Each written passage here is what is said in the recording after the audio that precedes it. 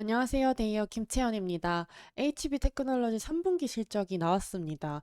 2분기에 비해서는 좀 저조한 실적이 나타나고 있는 것 같은데, 이 실적으로 인해서 차트는 어떻게 나와 있는지, 그럼에도 불구하고 이 장비 수요의 가능성이 아직 열려 있다라고 하는 뉴스 소식도 같이 한번 살펴보도록 하겠습니다.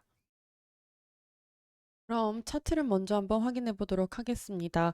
일단 디스플레이 업체와 여느 다르지 않게 어느 정도 이 성장성을 보여주는가 싶더니 하락세를 이어오고 있는 모습입니다. 보통 이 7월을 기점으로 좀 하락세가 꾸준히 나타나는 것으로 보여지고 있고, 이 디스플레이 업황 자체가 좀 좋지 않음에 따라서 이 모든 종목에서 이런 단기 이평선 아래로 떨어지는 모습들을 굉장히 많이 보여주고 있는 상황입니다. 다르지 않게 이렇게 조금 단기 이평선 아래로 흐르는 모습을 좀 보여주고 있고요.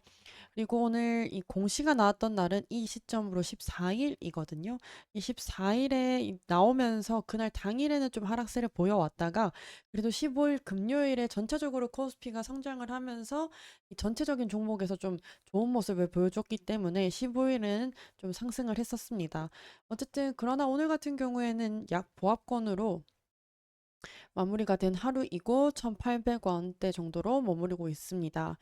일단 이 HB 테크놀로지가 그 전망성이 이번 연도에 좋은 편이었기 때문에 이 부분에 있어서 조금은 종목을 가지고 계시는 분들도 있으실 것 같은데, 이런 하락세가 꾸준히 이어지는 부분에서 아무래도 좀 고민을 하시는 분들이 좀 많지 않을까, 이런 걱정도 되는 부분이 있는 차트라고 생각이 됩니다.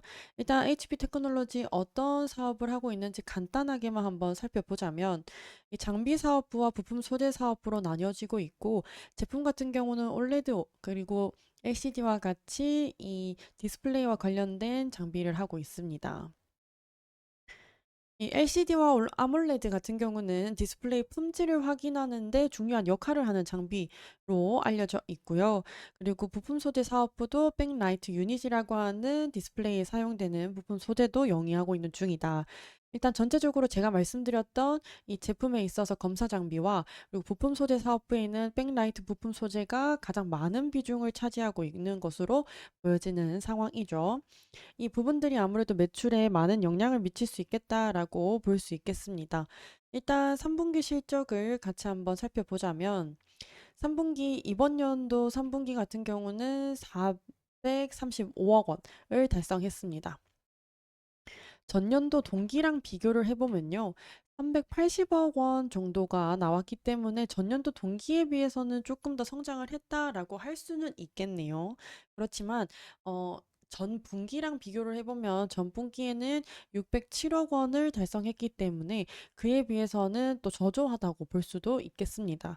일단 사실상 23년과 비교를 하기에는 좀 아쉽습니다. 왜냐하면 디스플레이 업황 자체가 좀 좋진 않았기 때문에 전반적으로 디스플레이 종목 자체에서 23년 매출액이 다 저조하게 나온 편으로 나와 있는 종목들이 많기 때문에 보통은 이번 연도가 좀 개선되는 편이라고 보시면 될 것 같아요. 그렇기 때문에 전년도랑 비교하기보다는 일단 전분기랑 비교했을 때는 좀 저조한 성적을 보여주고 있다라고 볼 수 있겠습니다. 일단 매출 원가가 아주 좀 많이 나온 것을 알 수 있겠습니다. 수익이 435억 원인데 매출 원가가 14억 원이다 보니까 아무래도 그만큼 영업이익이 많이 남지 않겠죠. 그에 따라서 전년도에 마이너스 65억, 그러니까 65억의 적자가 나왔고 이번 연도가 55억이니까 약 10억 원 정도 차이가 얼마 나지 않는다, 적자 폭이 얼마 나지 않는다라는 부분인데, 매출액에 비해서 이 적자 폭이 많이 차이가 안 난다는 거는 그만큼 매출 원가가 많이 나왔다라고 볼 수 있는 부분이 되겠습니다. 그리고 이 당기순이익 같은 경우도 258억 원으로 적자가 나 있는 상태이고요. 심지어 전년도 동기 대비 22억 원이 적자였기 때문에 이번 연도 훨씬 더 많은 지출을 보여주고 있는 상황입니다. 일단 HB 테크놀로지 같은 경우는 24년 상반기에도 이 당기순이익이 투자 주식 처분과 이뭐 평가이익이 줄어들면서 영향을 굉장히 많이 받았거든요. 이번 분기에도 크게 다르지 않게 이 당기순 손실에 있어서 굉장히 큰 폭을 나타냈던 부분으로 보여지고 있는 상황입니다.